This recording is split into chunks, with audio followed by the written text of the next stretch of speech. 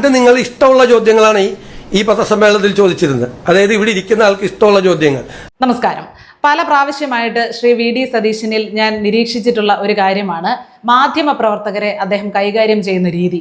എങ്ങനെ ഇവരെ കൃത്യമായിട്ട് കൈകാര്യം ചെയ്യണം എന്ന കാര്യത്തിൽ വ്യക്തമായിട്ടുള്ള ധാരണ ശ്രീ വി ഡി സതീശനുണ്ട്, നമ്മുടെ മുഖ്യമന്ത്രിക്കുണ്ട്.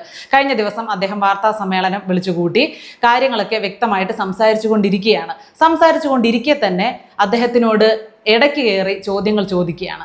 പല വിഷയങ്ങളെ പറ്റിയുമുള്ള ക്ലാരിഫിക്കേഷൻ കൊടുത്തുകൊണ്ടിരിക്കെ തന്നെ അതിനിടയ്ക്ക് ഒരു 2-3 പേർ ആസൂത്രിതമായിട്ടാണ് ചെയ്യുന്നത്. അവരുടെ അജണ്ടയുടെ ഭാഗമായിട്ടാണ് അവർ ചെയ്യുന്നത്. അവരിങ്ങനെ ഇടയ്ക്കിടയ്ക്ക് ചോദ്യങ്ങൾ ചോദിച്ചുകൊണ്ടേയിരിക്കുകയാണ്. ഇടയ്ക്കിടയ്ക്ക് ഇങ്ങനെ പറയുന്നതിനെ തടസ്സപ്പെടുത്തിക്കൊണ്ടേയിരിക്കുകയാണ്. ഉടൻ തന്നെ അദ്ദേഹം പറഞ്ഞു, അദ്ദേഹം ഈ സംസാരിക്കുന്നത് വളരെ ചിരിച്ചുകൊണ്ട് സൗമ്യതയോടുകൂടി സംസാരിക്കും, എന്നാൽ കൊള്ളേണ്ടടുത്ത് കൊള്ളുകയും ചെയ്യും. ആ രീതിയിലാണ് ശ്രീ വി ഡി സതീശൻ സംസാരിക്കുന്നത്. പലപ്പോഴും മാധ്യമപ്രവർത്തകരോട് സംസാരിക്കുന്നത് ഞാൻ കണ്ടിട്ടുള്ളത് അങ്ങനെയാണ്. ഞാൻ സംസാരിക്കുക, അങ്ങ് സംസാരിക്കാൻ പാടില്ല. അങ്ങ് സംസാരിക്കുമ്പോൾ ഞാൻ കേട്ടോണ്ടിരിക്കും. ഞാൻ സംസാരിക്കുന്ന ഇടയിൽ പാടില്ല.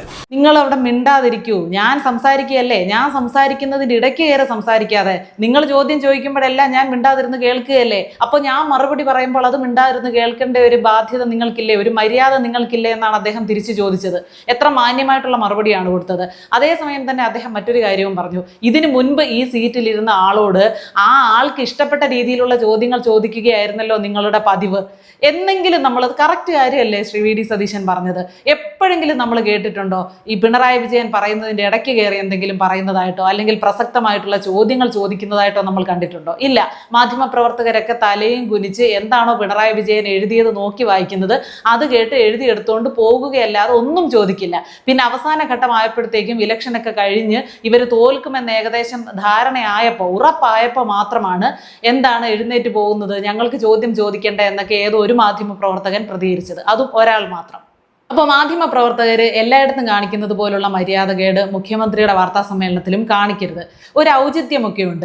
ഒരാൾ സംസാരിച്ചുകൊണ്ടിരിക്കുകയാണ്, പ്രധാനമായിട്ടും മുഖ്യമന്ത്രിയാണ് സംസാരിച്ചുകൊണ്ടിരിക്കുന്നത്. പല കാര്യങ്ങളെയും പറ്റി അദ്ദേഹത്തിന് പറയാൻ കാണും. ഇടയ്ക്കിടയ്ക്ക് വാർത്താ സമ്മേളനം വിളിച്ചു കൂട്ടുന്നില്ലേ, പറയാനുള്ള കാര്യങ്ങളെല്ലാം പറയുന്നില്ലേ, നിങ്ങളുടെ സംശയങ്ങൾക്ക് ഉള്ള മറുപടികളൊക്കെ അദ്ദേഹം തരാറില്ലേ?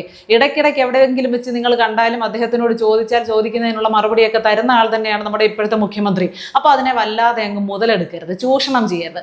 നേരത്തെ എന്ന് പറഞ്ഞാൽ അങ്ങോട്ടൊന്നും ചോദിക്കാൻ പറ്റാത്ത ആളായിരുന്നു. എന്തെങ്കിലും ചോദിക്കാൻ ഒരുങ്ങിയാൽ സമയം കഴിഞ്ഞു, ഇന്ന് തീർന്നു, കഴിഞ്ഞു, മതി, പോ എന്ന് പറഞ്ഞ് ആട്ടി ഓടിക്കുന്ന ആളായിരുന്നു. പക്ഷെ കേൾക്കാൻ സന്നദ്ധനായിട്ടുള്ള ഒരാളാണ്, മറുപടി തരാൻ സന്നദ്ധനായിട്ടുള്ള ഒരാളാണ് എന്ന് കാണുമ്പോൾ അത് മുതലെടുക്കുന്ന രീതി ശരിയല്ല. അദ്ദേഹത്തിന് മുതലെടുക്കാൻ ചെന്നാൽ അദ്ദേഹം അങ്ങനെ വിടുന്ന ആളുമല്ല. അത് നല്ല നൈസായിട്ട് അദ്ദേഹം കൈകാര്യം ചെയ്തു. ആ രീതി എനിക്ക് വളരെ ഇഷ്ടപ്പെട്ടു. കാരണം ആ പറഞ്ഞ രീതി, അങ്ങ് സംസാരിച്ചപ്പോൾ ഞാൻ മിണ്ടാതിരുന്നല്ലോ, ഞാൻ മിണ്ടുമ്പോൾ അങ്ങും മിണ്ടാതിരിക്കണം, അതാണ് മര്യാദ എന്ന് വളരെ വിനയത്തോടുകൂടി സൗമ്യതയോടുകൂടി അദ്ദേഹം പറഞ്ഞു. എന്നാൽ കൊള്ളേണ്ടവർക്ക് കൃത്യമായിട്ട് കൊണ്ടിട്ടുമുണ്ട്. അജണ്ടകൾ നടപ്പിലാക്കേണ്ട സ്ഥലമല്ല മുഖ്യമന്ത്രിയുടെ വാർത്താ സമ്മേളനമൊക്കെ. ജനങ്ങൾക്ക് അറിയേണ്ട, ജനങ്ങൾക്ക് വ്യക്തത വരുത്തേണ്ട ഒരുപാട് കാര്യങ്ങളുണ്ട്. അതൊക്കെ ഉത്തരവാദിത്വത്തോടെ ചോദിച്ച് മനസ്സിലാക്കി ജനങ്ങളിലേക്ക് എത്തിക്കുക എന്നതാണ് മാധ്യമപ്രവർത്തകരുടെ ധർമ്മം. വാർത്താ സമ്മേളനങ്ങൾ അതിനുവേണ്ടി വേണം ഉപയോഗിക്കാൻ, അല്ലാതെ രാഷ്ട്രീയ പകപോക്കലിനും അജണ്ട നടപ്പാക്കുന്നതിനും വേണ്ടിയല്ല. അങ്ങനെ ആരെങ്കിലും ശ്രമിച്ചാൽ കൃത്യമായിട്ടും മുഖ്യമന്ത്രി ഈ രീതിയിൽ തന്നെ അവരോട് മറുപടി പറയണം. പിന്നെ PM ശ്രീ പദ്ധതിയിൽ ഒപ്പുവെച്ച കാര്യം, അന്ന് പ്രതിപക്ഷ നേതാവായിട്ടിരിക്കുന്ന സമയത്ത് ശ്രീ വി ഡി സതീശൻ പറഞ്ഞ ആ നിലപാടിൽ തന്നെയാണ്, അദ്ദേഹത്തിന്റെ അതേ നിലപാട് തന്നെയാണ് ഇപ്പോഴും. നിങ്ങൾ അന്നത്തെ എന്റെ മറുപടി കേട്ട് നോക്ക്. ഒപ്പുവെക്കില്ല എന്ന് പറഞ്ഞിട്ട് മന്ത്രിസഭാ അംഗങ്ങളെ പോലും ഇരുട്ടിൽ നിർത്തി ഇവർ പോയി ഒപ്പുവെച്ചു, ആരെ അറിയിക്കാതെ. എന്തുകൊണ്ട് അത്ര പെട്ടെന്ന് ചെന്ന് PM ശ്രീയിൽ ഒപ്പുവെച്ചു? എന്തായിരുന്നു ആ ഒരു തിടുക്കത്തിന് കാരണമെന്നാണ് അദ്ദേഹം അന്ന് ചോദിച്ചതും. ഇന്നും ആ ഒപ്പുവെച്ച ധൃതിയെക്കുറിച്ച് മാത്രമാണ് അദ്ദേഹം സംസാരിച്ചത്. അല്ലാതെ അവിടുന്ന് ഫണ്ട് വാങ്ങിക്കുന്നതിനോ ആ ഫണ്ട് വാങ്ങിച്ച് കുട്ടികൾക്ക് വേണ്ടി ഉപയോഗിക്കുന്നതിനെ പറ്റിയോ ഒന്നും അദ്ദേഹം അന്നും സംസാരിച്ചിട്ടില്ല, ഇപ്പോഴും സംസാരിക്കുന്നില്ല.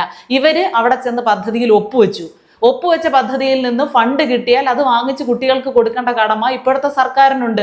ഇപ്പോൾ വി ശിവൻകുട്ടി പറയുന്നുണ്ടല്ലോ, PM ശ്രീ പദ്ധതിയുമായിട്ട് സർക്കാർ മുന്നോട്ട് പോയിക്കൂടാ, അത് കേരളത്തിനോട് ചെയ്യുന്ന വഞ്ചനയാണ്, ഈ കോൺഗ്രസും BJPയും തമ്മിലുള്ള ഡീലാണ് എന്നൊക്കെ വരെ വി ശിവൻകുട്ടി പറയുന്നുണ്ട്. അന്ന് വി ശിവൻകുട്ടി എന്താണ് പറഞ്ഞത്? നിന്ന് ലഭിക്കുന്ന കാശ് നമ്മൾ ഉപേക്ഷിക്കേണ്ട കാര്യമില്ല. കാരണം ഇത് ആരുടെയെങ്കിലും ഏതെങ്കിലും ഒരു സംസ്ഥാനത്തിന്റെയോ അല്ലെങ്കിൽ കേന്ദ്ര ഗവൺമെന്റിന്റെയോ മാത്രം കാശല്ല. രാഷ്ട്രീയം പലതും അങ്ങോട്ടും ഇങ്ങോട്ടും പറയും എന്ന് പറഞ്ഞ് നമുക്ക് കിട്ടേണ്ട ഫണ്ട് നമ്മൾ എടുക്കാതിരിക്കില്ല. അത് നമ്മൾ വാങ്ങിക്കണം. മറ്റുള്ള സ്റ്റേറ്റുകൾക്ക് കൊടുക്കുന്നത് പോലെ തന്നെ, അവരൊക്കെ വാങ്ങിക്കുന്നത് പോലെ തന്നെ കേന്ദ്രത്തിൽ നിന്ന് കിട്ടാനുള്ള ഫണ്ടിന് നമുക്കും അർഹതയുണ്ട്. നമ്മളും അത് വാങ്ങിച്ചെടുക്കും. ആ കാര്യത്തിൽ വേറെ സംശയമൊന്നുമില്ല. നമ്മുടെ പൈസ വാങ്ങിച്ചെടുക്കാൻ നമ്മൾ ഏത് അടവും പയറ്റും എന്നൊക്കെ പറഞ്ഞ ആളാണ് വി ശിവൻകുട്ടി. അതേ ആൾ തന്നെയാണ് ഇപ്പോൾ പറയുന്നത് PM ശ്രീ പദ്ധതിയിൽ നിന്നുമുള്ള പണം വാങ്ങിച്ചെടുത്തുകൂടാ എന്ന്. വിരോധാഭാസങ്ങളുടെ ഒരു കൂട്ടമാണ് ഇതെല്ലാം നമ്മൾ കാണുന്നത്, എല്ലായിടത്തും കാണുന്നത് അത് തന്നെയാണ്. എങ്കിലും ഇങ്ങനെ പച്ചക്കിരുന്നു കൊണ്ട് അന്നൊരു കാര്യം സംസാരിച്ചിട്ട് നേരെ വിപരീതം ഇപ്പോൾ സംസാരിക്കാൻ പറ്റുന്നത് ഇവർക്ക് മാത്രമുള്ള ഒരു കഴിവാണ്. എന്തുകൊണ്ട് നമ്മൾ PM ശ്രീ പദ്ധതിയിൽ നിന്നും കിട്ടുന്ന പണം അല്ലെങ്കിൽ കേന്ദ്രത്തിൽ നിന്ന് കിട്ടുന്ന ഫണ്ടുകൾ എന്തിന് നമ്മൾ വേണ്ടെന്ന് വെക്കണം? സത്യമല്ലേ അത്? വളരെ യുക്തിസഹമായിട്ട് തന്നെ അതിന് വേണ്ട കൃത്യമായിട്ടുള്ള വിശദീകരണം ശ്രീ VD സതീശൻ വാർത്താ സമ്മേളനത്തിൽ കൊടുത്തു. ഇത്ര കോടി രൂപ കേന്ദ്രം നമുക്ക് തരുന്നു എന്ന് പറയുമ്പോൾ നമുക്ക് പറയാൻ പറ്റുമോ അത് വേണ്ട എന്ന്? വേണ്ട എന്ന് പറയുന്നതിന്റെ കാര്യം എന്താണ്? നമ്മുടെ നികുതിയിൽ നിന്ന് പകുതി, GSTയിൽ നിന്ന് പകുതി കേന്ദ്ര സർക്കാർ എടുക്കുന്നുണ്ട്. അതിൽ നിന്നൊക്കെ കിട്ടുന്ന പണം തന്നെയാണ് നമുക്ക് വേണ്ടി തരുന്നത്. അപ്പോൾ അത് ഓരോ സ്റ്റേറ്റിന്റെയും അതാത് മേഖലകളുടെ വളർച്ചയ്ക്ക് വേണ്ടിയിട്ടും പുരോഗതിക്ക് വേണ്ടിയിട്ടുമാണ് കേന്ദ്ര സർക്കാർ തരുന്നത്. അതപ്പോൾ വേണ്ടെന്ന് വെച്ച് വലിയ നെകളിപ്പ് കാണിക്കാൻ മാത്രം ഉള്ള സാമ്പത്തിക സ്ഥിതി പോലും നമുക്കിവിടെ ഇല്ല എന്ന് ഓർക്കണം. നമ്മുടെ കടം എത്രയാണെന്ന് നമുക്കറിയാം. നമ്മുടെ വിദ്യാഭ്യാസ മേഖല എത്രത്തോളം പുരോഗതി നേടേണ്ടിയിരിക്കുന്നു, ആരോഗ്യ മേഖലയാണെങ്കിലും എല്ലാ അവസ്ഥയും നമുക്കറിയാം. ചുരുക്കം വിരലിലെണ്ണാവുന്ന ചില സ്കൂളുകൾ ഹൈടെക് ആയി എന്ന് കരുതി എല്ലാ സ്കൂളുകൾക്കും ആ ഫണ്ടിന്റെ ഒന്നും ആവശ്യമില്ല എന്ന് വിചാരിക്കരുത്. PM ശ്രീ പദ്ധതി എന്ന ഒരു പദ്ധതി ആയിപ്പോയി, പ്രധാനമന്ത്രിയുടെ പേരിലുള്ള ഒരു പദ്ധതി ആയിപ്പോയി. അതുകൊണ്ട് ഞങ്ങൾക്കത് വേണ്ട എന്ന് വെക്കുന്നതിലെ യുക്തി എന്താണ്? നമ്മുടെ രാജ്യത്തിന്റെ പ്രധാനമന്ത്രിയല്ലേ, അല്ലാതെ RSSന്റെ നേതാവ് അല്ലെങ്കിൽ BJPയുടെ നേതാവ് എന്നൊന്നും അല്ലല്ലോ അദ്ദേഹത്തെ കരുതുന്നത്. അങ്ങനെയല്ലല്ലോ അദ്ദേഹത്തെ നമ്മൾ പരിഗണിക്കുന്നത്. ഇപ്പോൾ നമ്മുടെ മുഖ്യമന്ത്രി എന്ന് പറയുമ്പോൾ കേരളത്തിന്റെ മുഖ്യമന്ത്രി, അദ്ദേഹത്തിന്റെ രാഷ്ട്രീയമല്ല അവിടെ നോക്കുന്നത്. എല്ലാവർക്കും ഒരുപോലെ അദ്ദേഹം മുഖ്യമന്ത്രിയാണ്. അതുപോലെ പ്രധാനമന്ത്രി നമ്മുടെ എല്ലാം പ്രധാനമന്ത്രി കൂടിയാണ്. അദ്ദേഹത്തെ ഒരു രാഷ്ട്രീയ നേതാവായിട്ട് മാത്രം കണ്ടുകൊണ്ട് തീരുമാനങ്ങൾ എടുക്കരുത്. വലിയ അബദ്ധമാണ്. ഒരുപാട് അബദ്ധങ്ങൾ കഴിഞ്ഞ സർക്കാർ ചെയ്തു. അതേ അബദ്ധങ്ങൾ വീണ്ടും ആവർത്തിക്കാനാണ് പുതിയ സർക്കാരിനെയും ഇവർ നിർബന്ധിച്ചുകൊണ്ടിരിക്കുന്നത്. അങ്ങനെ അബദ്ധങ്ങൾ നിങ്ങളെപ്പോലെ പിന്തുടരാൻ വേണ്ടിയല്ല അവർ കയറിയിരിക്കുന്നത്. നയങ്ങളിൽ മാറ്റമുണ്ട്, അവരുടെ ശീലങ്ങളിൽ മാറ്റമുണ്ട്, രീതികളിൽ മാറ്റമുണ്ട്, ലക്ഷ്യങ്ങളിൽ മാറ്റമുണ്ട്. കേരളത്തെ മറ്റെല്ലാ സംസ്ഥാനങ്ങളിൽ നിന്നും മികച്ച ഒരു സംസ്ഥാനമാക്കി മാറ്റിയെടുക്കുക എന്ന ലക്ഷ്യത്തോടു കൂടിയാണ് ഈ സർക്കാർ കയറിയിട്ടുള്ളത്. അതൊക്കെയാണ് നമ്മളോട് പറഞ്ഞിട്ടുള്ളത്. ആ വാഗ്ദാനങ്ങളൊക്കെ പാലിക്കണമെങ്കിൽ കൃത്യമായിട്ട് കേന്ദ്രത്തിൽ നിന്ന് കിട്ടേണ്ട ഫണ്ടുകൾ കിട്ടണം. അതിവിടെ കൃത്യമായിട്ട് വിനിയോഗിക്കണം. അല്ലാതെ തരുമ്പോൾ ഇവിടെ വേണ്ട എന്ന് പറയേണ്ട അവസ്ഥ ഇവിടെ ഇല്ല, അതിൻ്റെ കാര്യവുമില്ല. അങ്ങനെ പറയേണ്ടതിൻ്റെ ആവശ്യം എന്താണെന്നത് ഒരു സാമാന്യ യുക്തിക്ക് നിരക്കാത്ത കാര്യമാണ്. എന്തിനാണത് അങ്ങനെ പറയുന്നത്? അതുകൊണ്ട് കഴിഞ്ഞ പ്രാവശ്യം ഭരിച്ച മന്ത്രിമാരൊക്കെ ഇത്തവണ പുതിയ പുതിയ പരിഷ്കാരങ്ങൾ കൊണ്ടുവരുമ്പോൾ അതിനെ മാറി നിന്ന് കുറ്റം പറയാതെ, അതിനെ പിന്നോട്ട് വലിക്കാതെ, അവർ ചെയ്യുന്നത് നല്ലതാണെങ്കിൽ നല്ലത് എന്ന് പറഞ്ഞ് അഭിനന്ദിക്കാൻ തയ്യാറാകുക. രാഷ്ട്രീയത്തിൽ അങ്ങോട്ടും ഇങ്ങോട്ടും മത്സരബുദ്ധിയൊക്കെ ഉണ്ടാകും, പക്ഷേ നല്ലതൊരാൾ കാണിച്ചാൽ അത് നല്ലതാണെന്ന് പറയാൻ കഴിയണം. ഇപ്പോൾ പ്രിയദർശിനി എന്ന പദ്ധതി, അതൊരു ജനകീയ പദ്ധതിയാണ്. പാവപ്പെട്ട ഒരു സ്ത്രീ പറയുന്നത് കേട്ടു ബസ്സിലിരുന്ന്, എനിക്ക് സത്യം പറഞ്ഞാൽ ഇടയ്ക്ക് ആഹാരത്തിന് വരെ ബുദ്ധിമുട്ട് വരും, എൻ്റെ ഭർത്താവ് രോഗമായിട്ട് തളർന്ന് കിടക്കുകയാണ്, 3000 രൂപ എനിക്ക് ഒരു മാസം ലാഭിക്കാൻ കഴിയുമെങ്കിൽ അദ്ദേഹത്തിന് മരുന്ന് വാങ്ങിച്ചു കൊടുക്കാൻ, ഞങ്ങൾക്ക് ആഹാരം വാങ്ങിച്ചു കഴിക്കാം. അതൊരു വലിയ നേട്ടമായിട്ട് കാണുന്ന ഒരു വലിയ വിഭാഗം ജനത ഇവിടെ ഉണ്ട്. ഈ ഒരു സൗജന്യ KSRTC യാത്രാ പദ്ധതി, അതിനെ സുരേഷ് ഗോപി എന്ന ആള് ഈ ഒരു പാർട്ടിയിൽ ഉൾപ്പെടുന്ന ആളാണോ? അല്ല.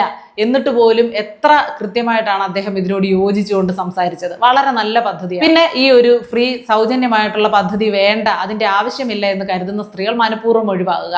അവർക്ക് ഓർഡിനറിയെ ആശ്രയിക്കാതെ പണം കൊടുത്ത് ഫാസ്റ്റ് പാസഞ്ചർ ബസ്സുകളെയോ സൂപ്പർ ഫാസ്റ്റിനെയോ ഒക്കെ ആശ്രയിക്കാം. ഇത് ആവശ്യമുള്ള കുറേ പേരുണ്ട് എന്ന തിരിച്ചറിവാണ് അദ്ദേഹത്തെ ഈ പദ്ധതിയുമായിട്ട് യോജിച്ച് സംസാരിക്കാൻ നിർബന്ധിച്ചത്. അല്ലെങ്കിൽ അതുകൊണ്ടാണ് അദ്ദേഹം അങ്ങനെ അതുമായിട്ട് യോജിച്ച് നിന്ന് സംസാരിച്ചത്. അങ്ങനെ പാർട്ടി നോക്കാതെ, രാഷ്ട്രീയം നോക്കാതെ ഒരു വികസനം സാധ്യമാക്കുമ്പോൾ, ഒരു പുരോഗമനം സാധ്യമാക്കുമ്പോൾ, നല്ലൊരു പദ്ധതി കൊണ്ടുവരുമ്പോൾ അതിനോട് ചേർന്ന് നിൽക്കാൻ എല്ലാ രാഷ്ട്രീയ പാർട്ടികൾക്കും കഴിയണം, രാഷ്ട്രീയ നേതാക്കൾക്കും കഴിയണം. അതുപോലെ തന്നെ മാധ്യമപ്രവർത്തകരും വീണ്ടും വീണ്ടും ശ്രദ്ധിക്കാൻ വേണ്ടി അപേക്ഷിക്കുകയാണ്. നിങ്ങൾ നിങ്ങളുടെ അജണ്ട നടപ്പാക്കാനുള്ള ഇടമായി വാർത്താ സമ്മേളനങ്ങളെ കാണരുത്. പൊതുജനങ്ങൾക്ക് പ്രയോജനപ്രദമാകുന്ന രീതിയിൽ വാർത്താ സമ്മേളനങ്ങളെ നിങ്ങൾ ഉപയോഗപ്പെടുത്തുക.